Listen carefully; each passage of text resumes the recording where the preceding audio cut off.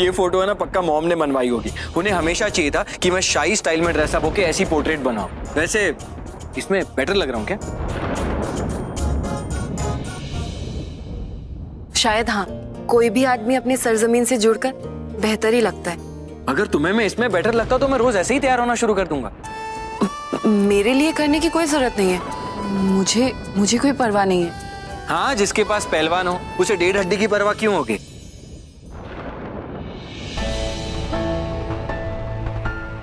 Hello, मैं बात कर रहा हूं।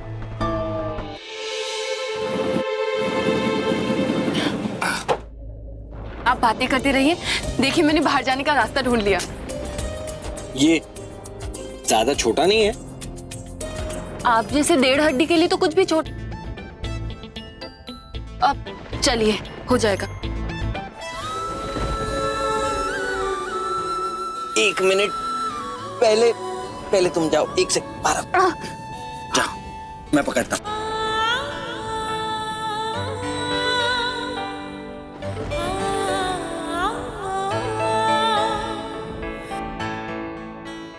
इच्छाधारी? ओह, तो ये है इच्छाधारी।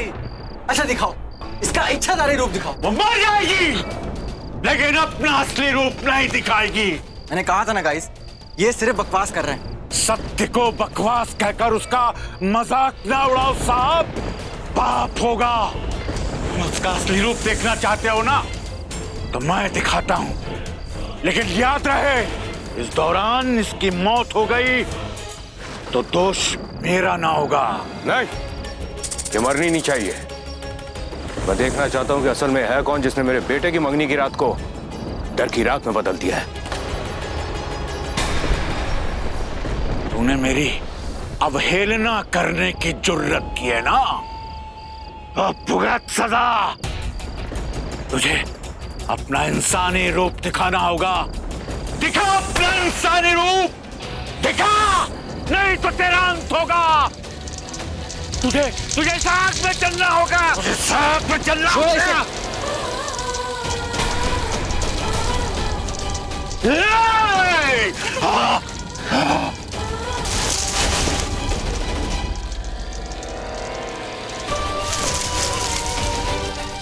क्या कर रहे हो?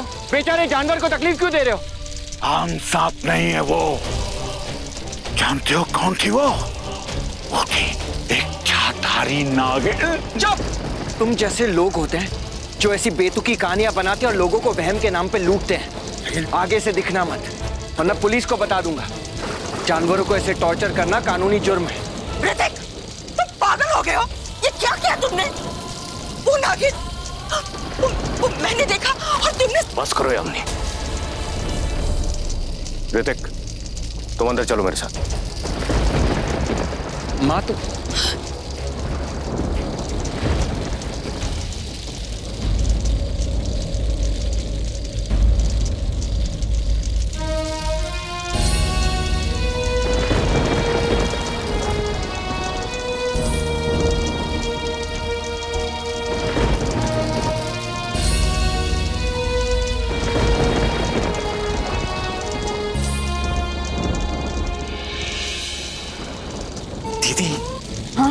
आपके और सांप में ज्यादा फर्क नहीं है। दोनों एक जैसे चलते हो। सांप नॉर्मली ऐसे चलता है और आप 2 पैक पीने के बाद ऐसे चलते हो। चुप कर। चलो। अरे दीदी, हाँ। इस तरफ। हाँ।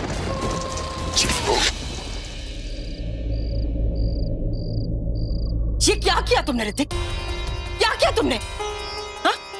तुम्हें मेरी बातों पर, मेरी धारणाओं पर विश्वास नहीं है तो मत करो विश्वास। पर कम से कम मुझे तो मत रोको।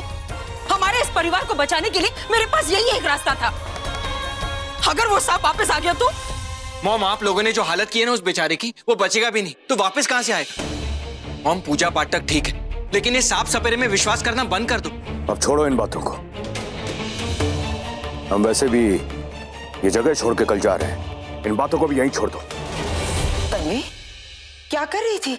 मॉम, मैं वो डेकोरेशंस देखने आई थी। नहीं, मेरा मतलब है पूजा के स्थान पर तुम क्या कर रही थी? देखो बेटा, शादी से पहले होने वाली दुल्हन का इस तरह फेरे लेना, वो भी पूजा के स्थान पर, अपशकुन होता है। छोड़िए ना मॉम, हम उस हवेली से जिंदा निकलकर वापस आ गए। अब उससे बुरा और क्या होता। जब बड़े कुछ बोलते हैं तो उसके पीछे कोई वजह होती है बेटा।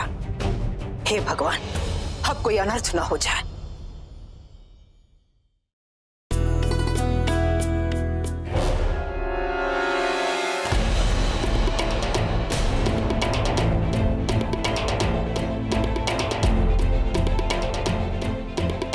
मैंने उस लड़की से पंचनेर में ही कहा था कि वो इस हवेली से दूर चली जाए, लौटकर कभी वापस ना आए।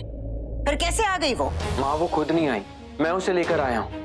माँ उसका होने वाला पति जानवर है, जानवर। वो उसे इतना मार रहा था, मैंने खुद अपनी आंखों से देखा है। अब आप ही बताइए, ऐसी हालत में मैं उसे ऐसे मरने के लिए कैसे छोड़ देता? हाँ तो ऐसी लड़कियों के लिए हजारों संस्थाएं हैं, धर्मशालाएं हैं, वहाँ चली जाती। यहाँ आने की क्या जरूरत थी? अब क्या हम उसे पालेंगे? माँ वैसे ही ये शादी का घर है और आप ही कहती हैं 10 हाथों से भी काम पूरा नहीं होता, इसीलिए मैं शिवन्या को लेकर आया कि आपकी हेल्प हो जाएगी। अच्छा, और तन्वी को क्या मिलेगा? तू ऐसे ही किसी भी लड़की को घर पर लेकर आ जाता और वो भी एंड शादी के टाइम पर। ये सोचा कि तन्वी को कैसा लगेगा?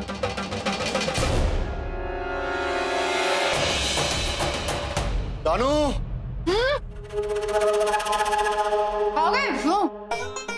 हाँ अच्छा जानू, एक काम करो ना, वो जो सूटकेस में कपड़े रखे हुए हैं ना, उसको लेकर अलमारी में रख दो। तब तक मैं ऑफिस कुछ फोन कॉल्स कर लेता हूँ। अरे कितना काम करते हो ना, ऐसा लगता है सारा काम आप ही करते हो। मैं ना कभी कभी सोचकर डोल जाती हूँ कि आप मेरे पति हो। जाती हूँ।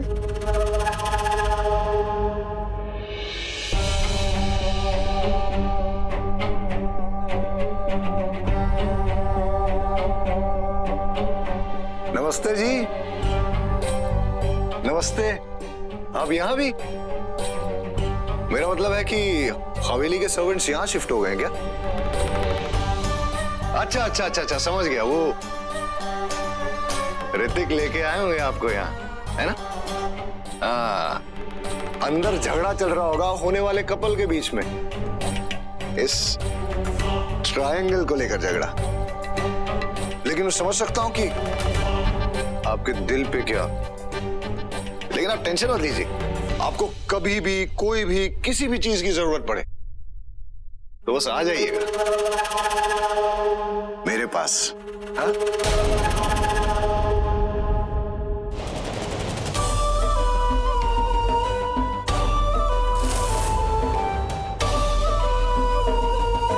अंकल आंटी, आई रियलाइज शादी में सिर्फ 2 लोग नहीं, 2 दिल एक होते हैं, और वो तभी हो सकता है जब दिलों में विश्वास हो।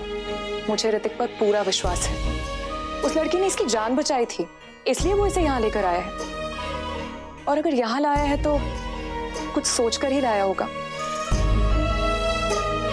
इसलिए मैं ना ही ऋतिक को गलत समझती, ना ही मेरे कोई सवाल है। मैं चाहती हूँ कि वो लड़की यहीं रहे हमारे साथ। थैंक्स तन्वी। भाई अब जब होने वाली बहू को ही कोई एतराज नहीं है तो किसी और को क्यों? और तो एक बात तो है, तुम्हारी होने वाली बीवी और मेरी हो चुकी बीवी, दोनों के दिल बहुत बड़े। And I must say, Raheja खानदान की संस्कारी बहुएं ऐसी होनी चाहिए। अब तुम यहाँ रह सकती हो, मेरे मॉम डैड को कोई एतराज नहीं। आओ तुम्हें तुम्हारा कमरा दिखा दूं, आउट हाउस में।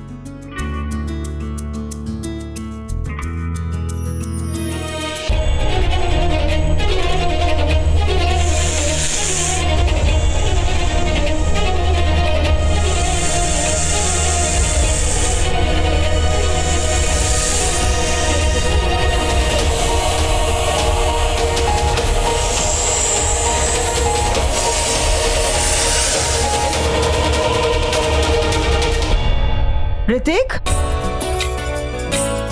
तू कहाँ चला गया था? कब से ढूंढ रही हूँ। चल अब नीचे चल। अल्लाह जी, दूल्हा आ गया।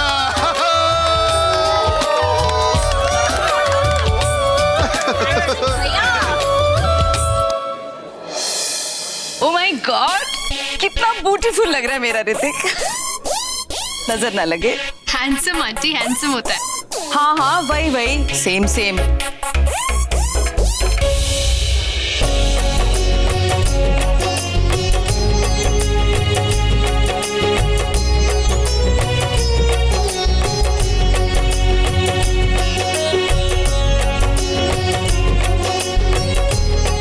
होगी नोज पुश की रस्म।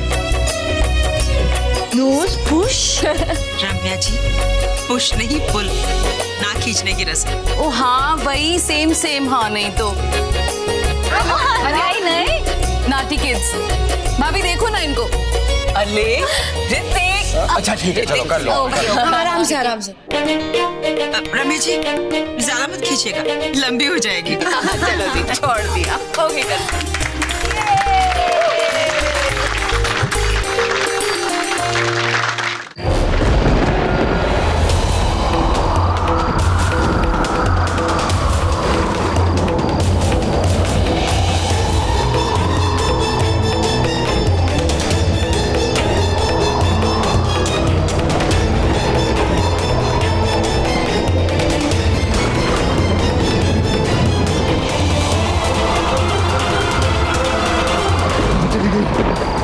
मुझे मार डालेगी।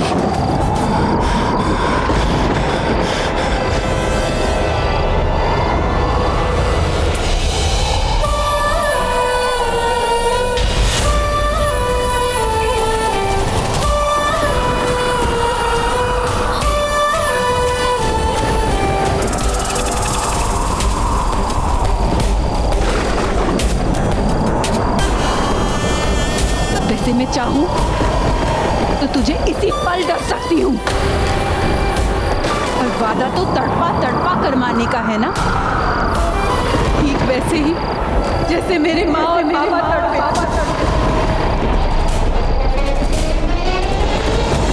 तुम्हारी माँ? हाँ मेरी माँ। शिवलिंग की रक्षा करते वक्त मारा था तुम लोगों ने उन्हें। नहीं नहीं नहीं, मैंने नहीं मारा, मैंने नहीं मारा था। महाशिवरात्रि की उस रात एक इच्छाधारी नागिन की हत्या की थी तुमने।